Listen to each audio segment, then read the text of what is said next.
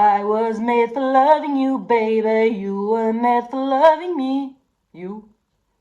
Bonsoir à tous et à toutes, nous sommes un jour férié, et qui dit jour férié dit je m'emmerde. Pas du tout, j'ai 12 000 trucs à faire, mais j'avais quand même envie de faire une petite vidéo. J'ai eu une pulsion en faisant une petite balade tout à l'heure. J'avais la musique de Moulin Rouge dans mes oreilles et la passion de la critique m'est revenue. Mais voilà, trêve de bavardage, je file tout de suite vers mon étagère à DVD, piocher le film du jour. Je reviens. Pick my DVD. Et voilà, c'est fou! Je pioche justement Moulin Rouge. Et ben ça alors j'avais pas du tout préparé. Et si j'avais su, ben je me serais habillée en... Ah bah voilà, ça tombe bien en tout cas, hein, je suis tout à fait raccord.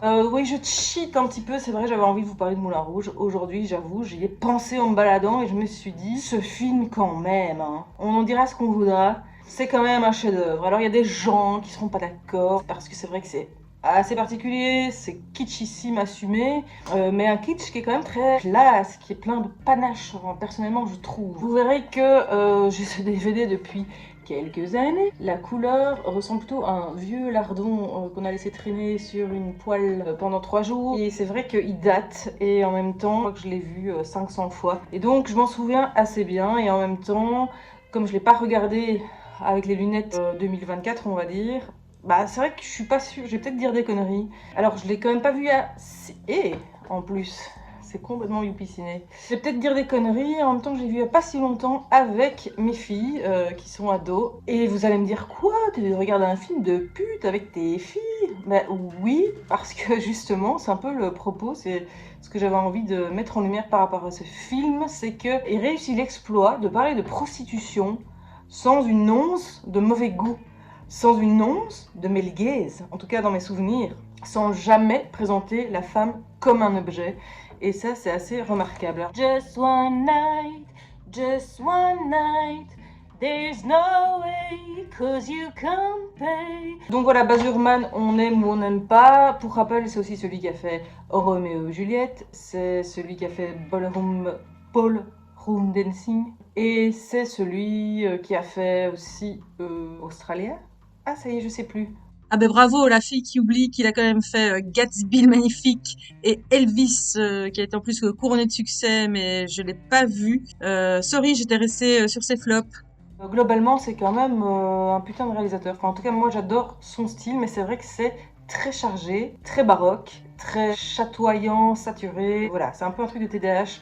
Il faut pas être épileptique pour regarder ces films. Mais revenons-en à ce qui nous intéresse, parce que c'est quand même ici un format short, donc je vais pas m'épancher.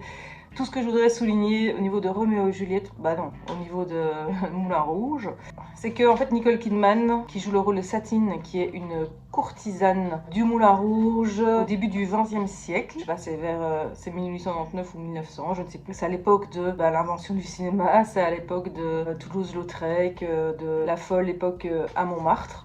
Et donc Satine, en fait, on ne sait pas très bien d'où elle vient. On prend sa vie un peu comme ça à un instant T. Et donc c'est un peu la resta du Moulin Rouge, quoi. Pas la meneuse de revue, mais en tout cas celle que les mecs viennent voir, hein. C'est le petit bijou, quoi, du Moulin Rouge. Elle est très très belle, elle est très féminine. C'est une œuvre d'art. Moi j'ai envie de dire, elle est toujours présentée, filmée comme une œuvre d'art dans ce film. De ce que je me souviens, hein, à nouveau, voilà. Là, par exemple, on la voit sur un trapèze. Je peux vous dire que moi, j'ai fait 3 ans de trapèze. Ça donnait pas pareil, hein. En même temps, elle n'allait pas se fournir chez Decathlon. Donc ça, le premier mérite, c'est de n'être jamais male gaze, de ne jamais montrer un poil de nudité, et donc de faire le récit d'une histoire d'amour ultra romantique dans un lieu dédié au sexe. Et donc, il y a ce hiatus, on va dire, il y a ce contraste entre l'histoire d'amour romantique et le lieu. Et il parle vraiment d'amour, quoi. Amour certes hétéronormé, voilà, hein, on est quand même en 2000, je ne sais plus combien quand sort ce film. Ah, c'était mauvais yeux, 2001. Oui, c'est ça. Donc amour hétéronormé avec Ewan McGregor, merveilleusement beau. En fait, il est pas beau ce type, mais il y a un truc qui dégage, qui est waouh, il est juste cute. et classe à la fois. Ça parle juste d'amour, le mot love est prononcé à toutes les sauces, et c'est tout en fait, c'est juste une histoire d'amour, je vais pas trop spoiler, mais comme dans Roméo et Juliette, pas hyper possible quoi. In the name of love. Je pense aussi que, enfin à mon avis, ça doit être un film bien cuir. Je sais pas ce qu'en pense la communauté queer, la communauté LGBTQIA+. Je veux dire, le Moulin Rouge, cet univers, c'est vraiment le monde des freaks, quoi. Je sais pas s'il y a des femmes à barbe, mais en tout cas, au milieu du travestissement, c'est RuPaul avant l'heure, quoi. C'est clairement. Alors maintenant, je ne dis pas que aujourd'hui le Moulin Rouge, le Lido et tout, ce sont pas des temples du sexisme et du male gaze, mais en tout cas, là dans le film, on voit des freaks, on voit des personnes de petite taille, comme Toulouse-Lautrec. On voit des hommes d'expression féminine ou androgyne. Nos deux héros, bah oui, ce sont deux beaux gosses blancs et blanches. Et donc Nicole Kidman, qui est cette prostituée, qui, oui, porte des tenues affriolantes, mais elle est jamais filmée comme un objet sexuel. Et ça, c'est incroyable. Même quand elle se pavane, même comme elle surjoue la séduction, la femme aguicheuse, provocante, provocatrice, parce que elle est payée pour. Mais je trouve qu'elle est pas du tout. Elle est sexy, mais elle est pas sexualisée, quoi. Et on est un peu dans l'artifice, quoi. C'est vraiment le milieu de la prostitution, dans tout ce qu'il a de. Pas de glamour, mais de spectaculaire, en fait. Où on surjoue, en fait, vraiment. Et puis, il y a un discours quand même aussi sur le patriarcat. Parce que bon, Satine, elle est quand même dépendante de ses employeurs du Moulin Rouge. Elle rêve de s'émanciper, elle rêve de faire carrière en tant qu'artiste et de se tirer du Moulin Rouge. Donc elle essaye de gagner de la moula au moulin parce qu'elle en a pas. Et c'est galère. Donc ça montre quand même ce milieu très précaire. On apprend quand même assez vite qu'elle est souffreteuse, hein, je ne vais pas vous spoiler. Cette petite mendigate, mais pourquoi je prends l'accent québécois? Et bon, elle est dépendante de ce patriarcat, elle doit coucher pour réussir, elle doit se soumettre au désir des hommes, à la volonté des hommes, et pour le business, il faut qu'elle couche avec un tel mec, enfin voilà, je vais pas spoiler. Mais bon, alors après, c'est vrai qu'il y a quand même ce truc de un mec qui veut la sauver, quel est le discours qu'il y a derrière? Est-ce que finalement elle veut s'autonomiser, puis c'est un mec qui la sauve? Ça peut être qu'il y a un peu de ça. Et en même temps, je crois que c'est un peu naïvement une histoire d'amour et qu'il faut pas essayer de trop voir plus que ça. Voilà. You crazy fool, I won't give it to you. C'est un show, un grand son et lumière. Surtout ne regardez pas ça, s'il vous plaît, sur un petit écran. Mettez le son à fond, essayez de regarder dans des conditions. Je fais honneur vraiment à toute la direction artistique, à toute la photographie du film et à tout le travail incroyable qu'ils ont fait autour de la musique. Anachronique évidemment, puisqu'ils remettent au goût du passé, on va dire, des musiques actuelles. Enfin, elles sont plus actuelles, mais voilà.